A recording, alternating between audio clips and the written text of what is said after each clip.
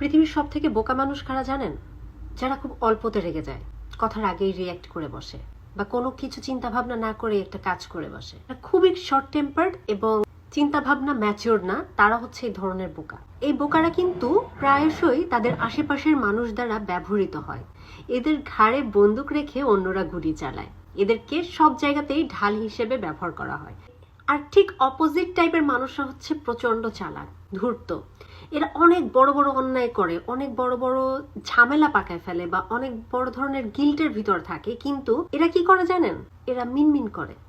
এদের মুখ দিয়ে কোনো রাগ বের হয় না, এরা কোনো কিছুর রিয়াকশন ইনস্ট্যান্টলি দেয় না, মিনমিন মিনমিন করে কথা বলে। দেখবেন যে অনেক বড় বড় অন্যায় করে ওরা ইনস্ট্যান্টলি সিচুয়েশন এদের কন্ট্রোলে নিয়ে আসে, জাস্ট চুপ থেকে মাথা ঠান্ডা রেখে মিনমিন করে। আর যেসব মানুষের এই যে হট টেম্পার, দ্রুত কথা বলে ফেলে, মুখের উপর কথা বলে ফেলে, চিন্তা ভাবনা করে না করে কথা বলে ফেলে, এই ধরনের মানুষ হচ্ছে খুবই বোকা, এবং এরা নিজেদের বিপদ নিজেরা ডেকে আনে।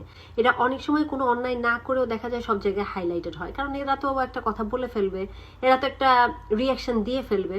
রিয়াকশন দেওয়ার পরে বুঝতে পারে যে আসলে রিয়াকশনটাকে দেওয়া কি ঠিক হলো নাকি ভুল হলো। এখানে আমার কথা তো না বললেও চলতো, এটা তো আমাকে বলে নাই, এটা বলছে আমাদের সবাইকে, তাহলে আমি কেন রিয়াকশন দিতে গেলাম, তাহলে আমি কেন হাইলাইটেড হইতে গেলাম।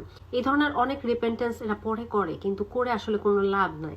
ছোটখাটো উস্কানিমূলক কথাবার্তায় এদের মাথা গরম হয়ে যায়। যেখানে কথাটা আপনাকে ডিরেক্ট কেউ বলে নাই, যেখানে আপনার কথা বলার প্রয়োজন নাই, যেখানে রিয়াকশনটা একটু বুঝে শুনে দিলেও হয়তো আরো বেটার সলিউশন পাওয়া সম্ভব, সেই সব জায়গাতে একটু কন্ট্রোলে আসা খুব দরকার। নাইলে এই যে মিনমিনা টাইপের লোকজন বা আপনার আশেপাশে উস্কানিমূলক যে সকল মির্জাফর গুলো আছে, এদের দ্বারা ইউজড হওয়ার সম্ভাবনা খুব বেশি। এরা আপনাকে প্রভোক করবে, আপনাকে উস্কাবে, আপনাকে দিয়ে কথা বলাবে, কিন্তু রেজাল্ট আপনার এগেনস্টে যাবে, কিন্তু ফলাফল তারা ভোগ করবে।